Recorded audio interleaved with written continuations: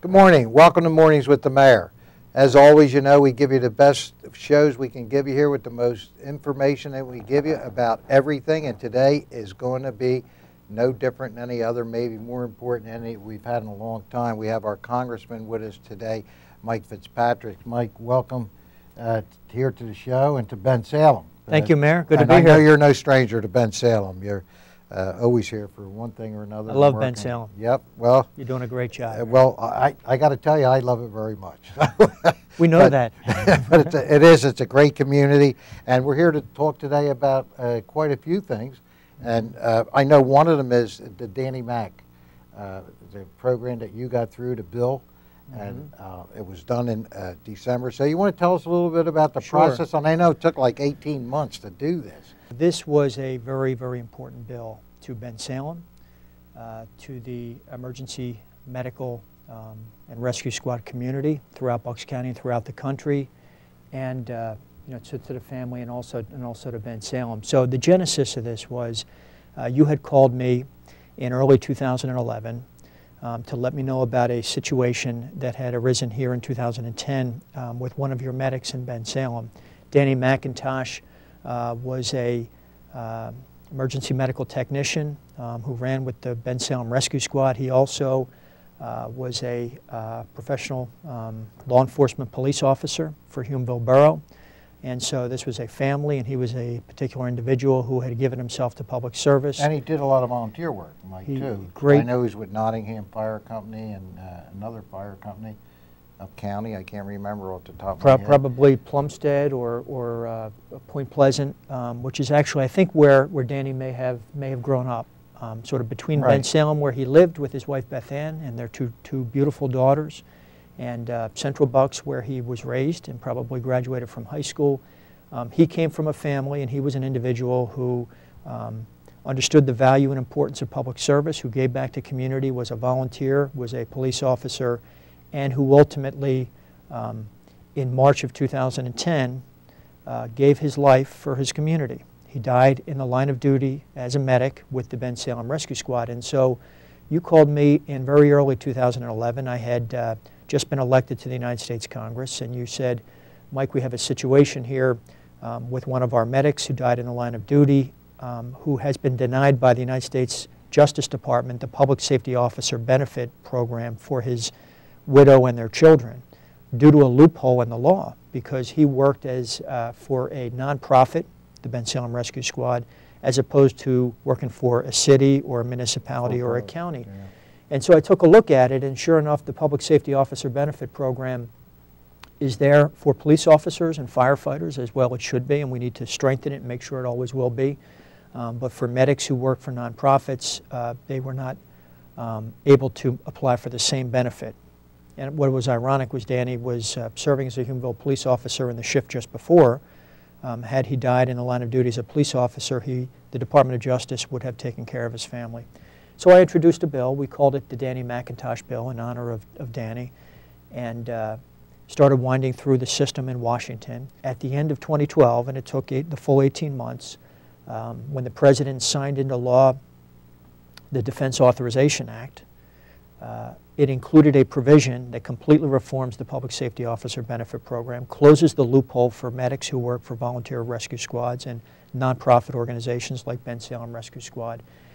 And the McIntosh family, Beth Ann and their two daughters, will be taken care of by the Department of Justice, as they should have been 2 years ago. Let's switch gears a little bit. Again, thank you for that, for getting that through and heading that. It's well appreciated for many years from everybody now, so great job. Let's talk a little bit about, I know something that we've done here in the past 9 years is we do our BT3. We celebrate Martin Luther King's birthday, and then we have that whole week that we go in and we celebrate our cultures, our diversity here in Bensalem, and I know that you I think you were present at some of those.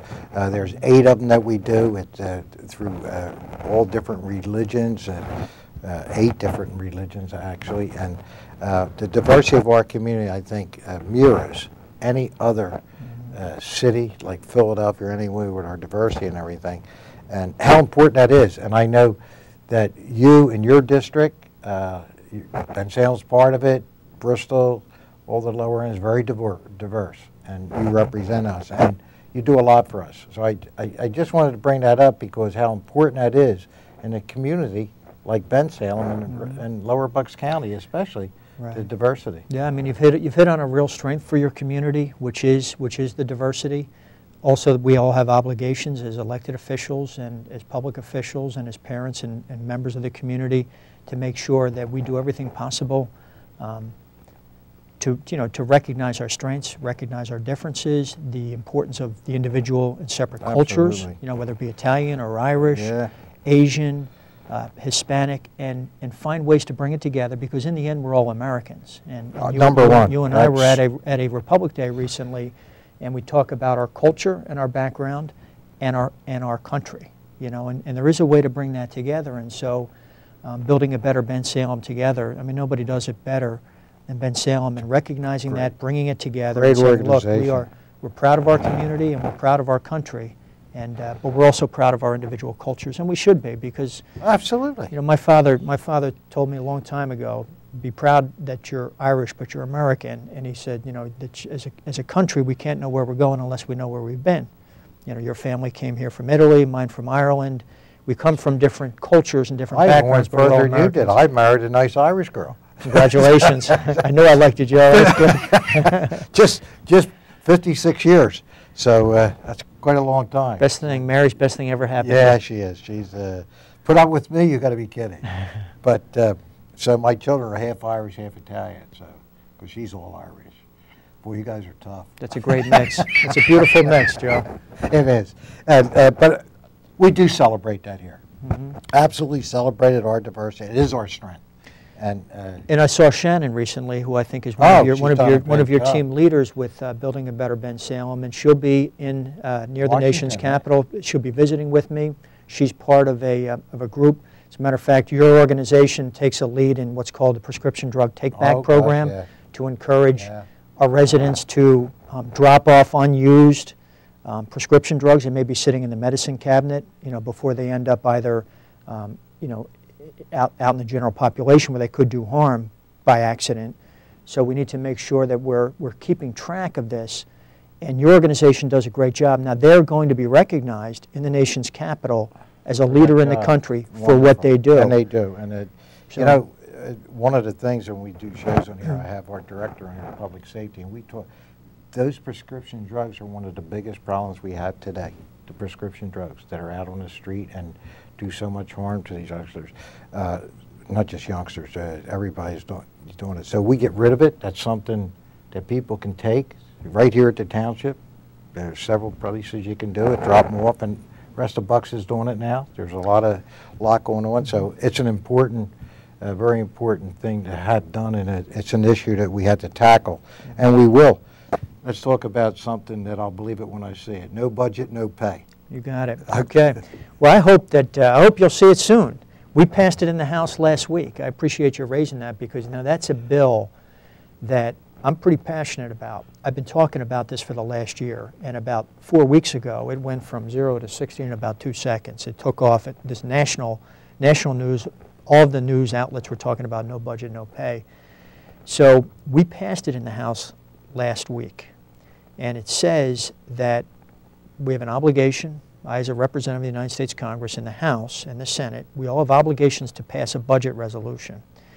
And we pass one in the House every year. We passed one in 2011 and 2012, and we will this year in 2013. The Senate has not passed a budget in going on 4 years now. And so if a budget's a financial plan, if you don't have a financial plan or a budget, how are we ever going to get spending under control in this country? So the bill is very simple. If you don't pass a budget, you don't get paid. It's a pretty simple concept. The people I represent in Bucks County, if they don't show up for work, they're not going to get paid. They don't do their job, they're not going to get paid. I always thought that's how it wored. I thought the Constitution says you had to have a budget. Well, the Constitution says it's up to Congress to pass appropriations bills, and there's an act of Congress in the 1970s that says you have to have a budget resolution in place by a date particular. This year, I think it might be April 15th. And so That's there are no, fantastic. yeah, ironically, there are no teeth in that bill. And so this is the incentive. This will be the teeth in the bill to say, if you don't do your job, there is a ramification, there's a result. And it is going to be that your paycheck will be withheld.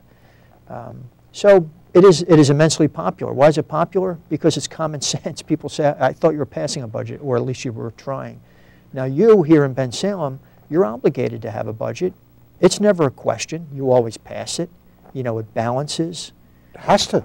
That's because you have common sense in Bensalem.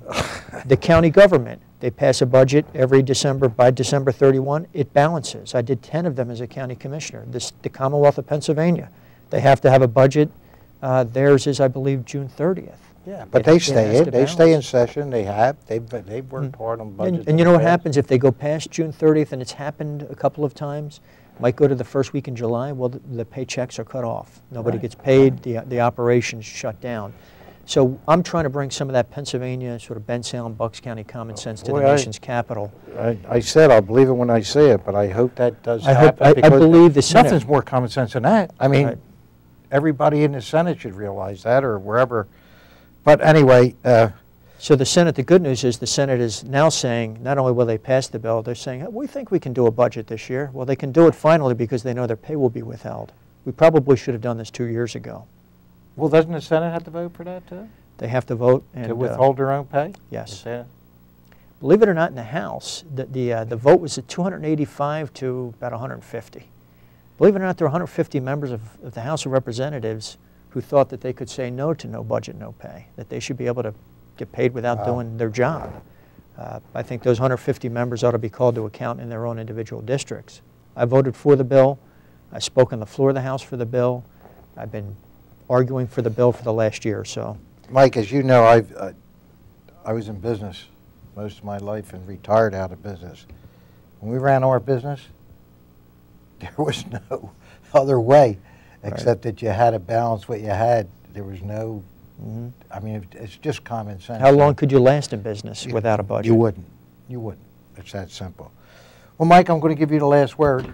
Anything you'd like to add or talk about today? I appreciate the chance to stop by. Well, this is open to you anytime you want to come. And, you know, the 8th Congressional District that I was elected to represent in November of 2012 has some reconfigured lines. Bucks County remains whole. You know, Bensalem, very proudly part of the 8th Congressional District. So the district now is all Bucks County and part of the Indian Valley section of Montgomery County, North Penn area, about 710,000 individuals. I work hard every day, you know, to do my best to represent their interests. These are some tough times that we're in, including economically some very difficult times.